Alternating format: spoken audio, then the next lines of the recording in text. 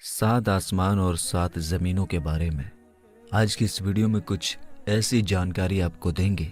जिसको सुनकर आप सोचने पर मजबूर हो जाएंगे। जी हाँ दोस्तों, कुरान पाक की सूरह अल तलाक की आयत नंबर 12 के अंदर अल्लाह पाक फरमाता है, वो अल्लाह ही तो है जिसने 7 आसमान पैदा किए और ऐसी ही ज़मीनें जिनमें इसके हुक्म उतरते रहते हैं, ताकि तुम लोग जान लो कि अल्लाह ताला हर चीज़ पर कादिर है और ये कि वो अपने इल्म से हर चीज़ को घेरे हुए है। इसके बाद सूरह अल बकरा की आयत नंबर 29 के अंदर अल्लाह पाक इरशाद फरमाता है, वही तो है जिसने सब चीज़ें जो ज़मीन में हैं तुम्हारे लिए पैदा की, फिर आसमान की तरफ मुतवज्जह हुआ तो इसको ठीक 7 आसमान बना दिया और वो हर चीज़ से खबरदार है। इन आयत मुबारका से ये साफ हो जाता है कि वो आसमान जिसे हम अपनी आँखों से आज देख रहे हैं वो सिर्फ एक ही आसमान नहीं है,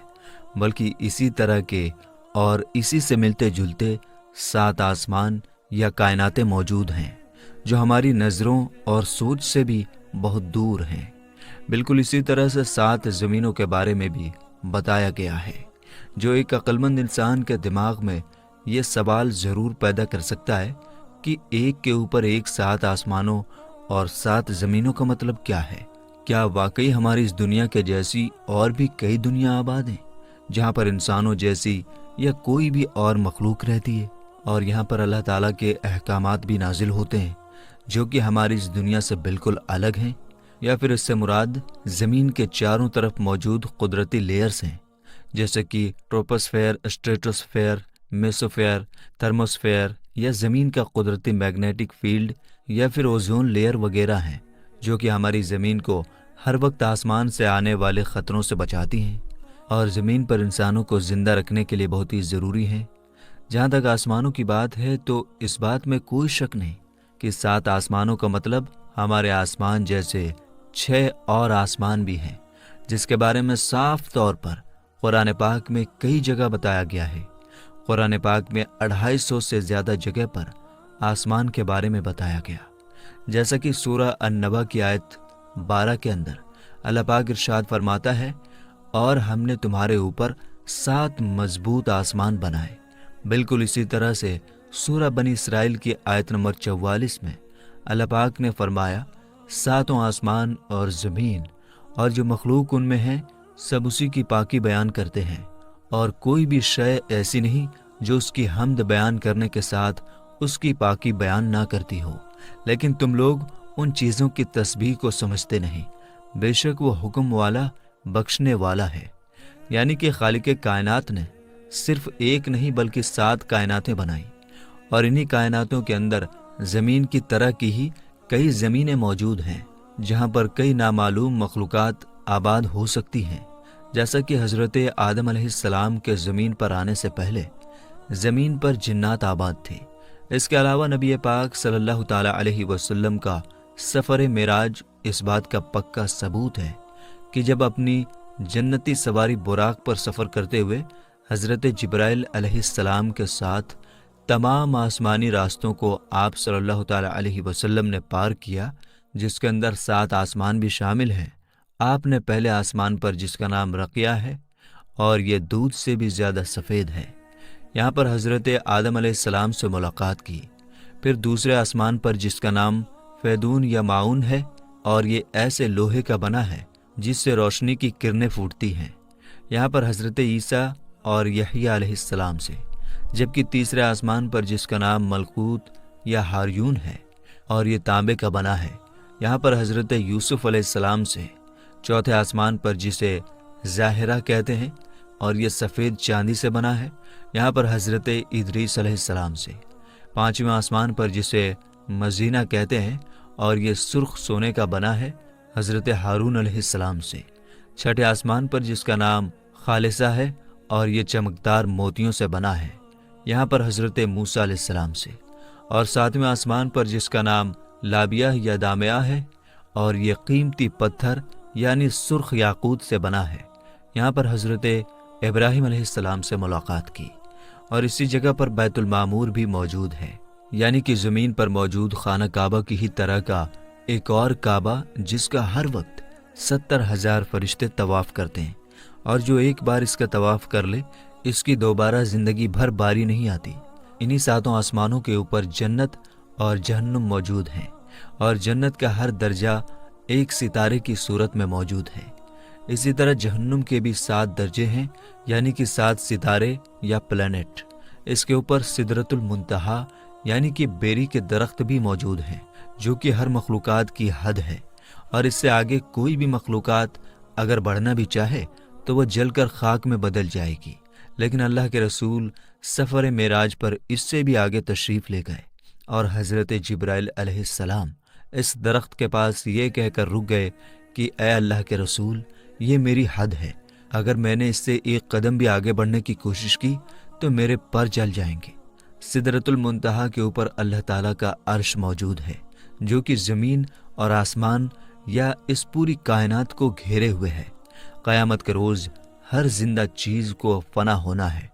इसलिए जन्नत और जहन्नुम को 7 आसमानों से अलग बनाया गया है, क्योंकि क़यामत के बाद भी वो कायम रहेंगी। दोस्तों, कुरान करीम की जिन आयात के अंदर आसमानों के बाद ज़मीन जैसे 7 ज़मीनों का जिक्र मौजूद है, इससे मुराद ज़मीन की तह में मौजूद कोई लेयर्स नहीं है, मसलन क्रस्ट, मेटल और कोर वगैरह, बल्कि इन्हीं आसमानों से ज़मीन जैसी कई और ज़मीनें भी मौजूद हैं। और इन आयात के अंदर ज़मीन का हवाला देने का मतलब ये है कि वहाँ पर भी हमारी अर्थ की ही तरह कोई ज़िंदगी मौजूद हो सकती है, और ये ज़िंदगी किस तरह मौजूद है हम कुछ नहीं जानते। और इसका एग्जाम्पल देने की वजह यह है कि ज़मीन इंसानों के ज़िंदा रहने की जगह है, और इंसान भी सिर्फ इसी के बारे में जानते हैं। जब इंसान की मौत का वक्त करीब आता है तो इसकी रूह को हर एक आसमानी दरवाजे से गुजार कर आलम अरवाह के अंदर ले जाया जाता है, जहाँ पर क़यामत तक आने वाली रूहें इंतज़ार करती हैं। हर एक आसमानी दरवाजे पर ड्यूटी करने वाले फरिश्ते इस रूह के माँ बाप यानी उसके ख़ानदान के बारे में पूछते हैं, और फिर उसे इस दरवाजे से गुजरने देते हैं, जैसा कि सफ़र मेराज पर हज़रत जिब्राइल अलैहिस्सलाम ने नबी पाक सल्लल्लाहु ताला अलैहि वसल्लम का हर एक आसमान पर तारुफ करवाया, यानी पहचान करवाया, और इन ड्यूटी करने वाले फरिश्तों ने खुशामदीद कहकर दरवाजे खोल दिए। हदीस मुबारका के अल्फाज हैं कि पहले आसमान के मुकाबले में दूसरा आसमान इतना बड़ा है जैसे किसी जंगल के अंदर एक अंगूठी मौजूद हो। एक बड़े जंगल के अंदर मौजूद एक अंगूठी की हैसियत क्या हो सकती है? यकीनन आप इसका अंदाज़ा लगा सकते हैं, यानी कि ना होने के बराबर। इसी तरह और फरमाया कि दूसरा आसमान पहले आसमान के मुकाबले में इतना बड़ा है कि दूसरे आसमान को जंगल समझ लो, और पहले आसमान को एक अंगूठी जो इस जंगल के अंदर मौजूद है। और इसी तरह से 7 आसमानों के बारे में आपने यही बताया कि इन 7 आसमानों के अंदर हर एक आसमान दूसरे आसमान से साइज में इतना बड़ा है कि हम सोच भी नहीं सकते, जिसके ऊपर अल्लाह का अर्श मौजूद है। और अल्लाह का अर्श इतना बड़ा है कि 7 आसमान इसके सामने जंगल में पड़ी हुई एक अंगूठी के साइज के बराबर हैं। इसी बात को आज साइंस मल्टीवर्स थ्योरी कहकर कुछ इस तरह से इसकी वजाहत करती है कि हमारी इस दुनिया जैसी कई और दुनिया भी मौजूद हैं जो एक दूसरे से अलग अलग हैं। इस पर दुनिया के सभी साइंटिस्ट यकीन रखते हैं। जैसे मशहूर कॉस्मोलॉजिस्ट डॉक्टर एलन गुथ ने न्यूमेरिकल कैलकुलेशन से साबित किया और बताया कि जिस कायनात को हम अब तक सब कुछ समझ रहे थे, वो दरअसल हमारी इस पूरी कायनात का एक छोटा सा टुकड़ा भी नहीं है, जिसे हम ऑब्जर्वेबल यूनिवर्स कहते हैं, बल्कि असल कायनात यानी कि नॉन ऑब्जर्वेबल यूनिवर्स इसके मुकाबले में 3 × 10⁻23 टाइम गुना बड़ी है। यानी कि ऐसी कायनात जिसे हम ना तो देख सकते हैं और ना ही कभी इसे देख पाएंगे। ऑब्जर्वेबल यूनिवर्स जिसको हम अब तक देख पाए हैं, इसका साइज है 46.5 बिलियन लाइट ईयर, जिसे अगर डॉक्टर एलन के मुताबिक एक्चुअल यूनिवर्स के साइज यानी कि 3 × 10⁻23 से मल्टीप्लाई करें तो पहले आसमान का असल साइज सामने आता है, जो कि 4.28 × 10⁻23 बनती है। यानी कि एक आसमान से दूसरे आसमान तक की दूरी, जहां तक पहुंचने का वक्त नापने के अंदर शायद वक्त का पैमाना ही कम पड़ जाए, जहां तक इंसान पहुंचने का सोच भी नहीं सकता। बल्कि हकीकत तो ये है کہ وہ اپنے قریب ترین چاند پر بھی جانے کے قابل نہیں ہو سکا۔ 7 آسمانوں پر پہنچنے کے بارے میں سوچنا تو کسی بیوقوفی سے کم نہیں۔ کائنات کی لمبائی چوڑائی اللہ تعالیٰ کی بے پناہ قدرت کی نشانی ہے کہ اس طرح پاور اور ٹیکنالوجی حاصل کرنے کے باوجود انسان پہلے آسمان کا سرا تک نہیں ڈھونڈ پائے۔ خود قرآن کریم نے چیلنج کیا ہے کہ انسان آسمان اور زمین کے دائرے سے باہر نہیں نکل سکتا جہاں تک اس کی حد مقرر ہے۔ دوستو، کسی چیز کا آنکھوں سے نظر نہ آنا اس بات کی دلیل نہیں ہے کہ وہ چیز دراصل موجود نہیں ہے،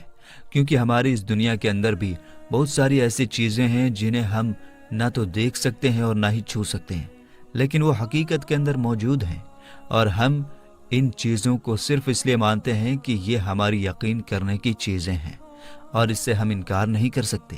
مثلاً gravity, dark metal, dark energy, electromagnetic waves اور اس طرح کی کئی چیزیں ہماری دنیا و کائنات کے اندر موجود ہیں، لیکن ہمیں نظر نہیں آتی۔ 7 آسمانوں کا خیال بھی کچھ الگ نہیں ہے، کیونکہ وہ ہماری نظروں سے کسی مصلحت کی وجہ سے چھپے ہوئے ہیں۔ اس خوبصورت دنیا کی تخلیق کے بارے میں دنیا کا تقریباً ہر شخص بگ بینگ تھیوری پر یقین رکھتا ہے، جس کے مطابق ہماری کائنات ایک نتھنگ پوائنٹ سے ایک سنگولیرٹی کے اندر بند تھی، جس کا تاپمان انلیمیٹڈ تھا اور گریوٹی حد سے زیادہ۔ یہ ایک بڑے دھماکے سے پھٹ کر بکھر گئی، جس سے موجودہ کائنات، اسٹارز، گیلیکسی اور نیبولا وغیرہ سب کچھ بنا، اور یہ بھی کہ یہ ہر وقت لائٹس کی سپیڈ سے لگاتار اب تک پھیل رہی ہے۔ جیسا کہ دھماکے کے بعد ہوتا ہے کہ چیزیں دور دور تک بکھر جاتی ہیں، اور جب اس دھماکے کی شدت ختم ہوگی تو یہ پھر سے وہیں پر واپس لپٹنا شروع کر دے گی جہاں سے اس کی شروعات ہوئی۔ اسی بگ بینگ کے بارے میں قرآن پاک آج سے 1400 سال پہلے بیان کرتا ہے کہ کیا کافروں نے نہیں دیکھا کہ آسمان اور زمین دونوں ملے ہوئے تھے تو ہم نے ان کو جدا جدا کر دیا، اور تمام جاندار چیزیں ہم نے پانی سے بنائی، پھر یہ لوگ ایمان کیوں نہیں لاتے؟ جبکہ اس کائنات کے ختم ہونے کے بارے میں اللہ پاک فرماتا ہے کہ کیا تم نہیں دیکھتے کہ جتنی چیزیں زمین میں ہیں سب کچھ خدا نے تمہارے اختیار میں دے رکھا ہے، اور کشتیاں بھی جو اس کے حکم سے دریا کے اندر چلتی ہیں، اور وہ آسمان کو تھامے رکھتا ہے کہ زمین پر وہ گر نہ پڑے، مگر اس کے حکم سے۔ بے شک خدا لوگوں پر نہایت محبت کرنے والا اور مہربان ہے۔ دوستو، یہاں پر آسمان کو تھامنے کی بات کرنا کہ وہ گر نہ پڑے، اس سے مراد آج کے زبان کے اندر سائنس کی زبان میں بگ کرش تھیوری ہے، جس کا مطلب یہ ہے کہ جس اسپیڈ سے ہمارا یہ یونیورس پھیل رہا ہے، اسی اسپیڈ سے ایک دن سکڑ کر پھر سے ایک سنگولیرٹی کے اندر بدل کر بالکل ختم ہو جائے گا، یعنی کہ ریورس ہو کر بالکل ایک غبارے کی طرح جس کے اندر ہوا بھر کر اسے کھول دیا جائے، اور اس کے بعد وہ اپنی اصلی حالت کے اندر واپس آنا شروع کر دے۔ بالکل یہی حال گریوٹی بھی پورے کائنات کا کرے گی، اور ذرا سوچ کر دیکھیں کہ یہ گریوٹی جیسی فورس دراصل ہے کیا، جو ہمیں نظر نہیں آتی لیکن وجود رکھتی ہے۔ ایک ایسی طاقت جو نظام کائنات سنبھالے ہوئے ہے لیکن انسانوں کے کنٹرول میں نہیں۔ یقیناً یہ اللہ کا حکم ہے، ورنہ پورا آسمان اور اس میں موجود ہر ایک چیز آج ہی انسان پر گر پڑے۔ آج سے 1400 سال پہلے اس کائنات کے بننے، اس کے ختم ہونے اور اس کے لمبائی چوڑائی کے بارے میں عرب کی سرزمین پر جب کسی بھی قسم کا کوئی آسمانی یا سائنس کا کوئی علم موجود نہیں تھا، تو پھر کس نے اپنے پیارے پیغمبر کو یہ سب باتیں بتائی، اتنی ڈیٹیل میں بتائی، جسے آج 21ویں صدی کی سائنس آج کے زمانے کی سب سے بڑی اپلبدھی کے طور پر پیش کر کے فخر محسوس کرتی ہیں۔ یقیناً اس خالق نے جو اس پوری کائنات کو پیدا کرنے والا ہے اور اس کے رازوں کو جاننے والا ہے، وہ اس پوری کائنات کا اکیلا بادشاہ ہے، جس کے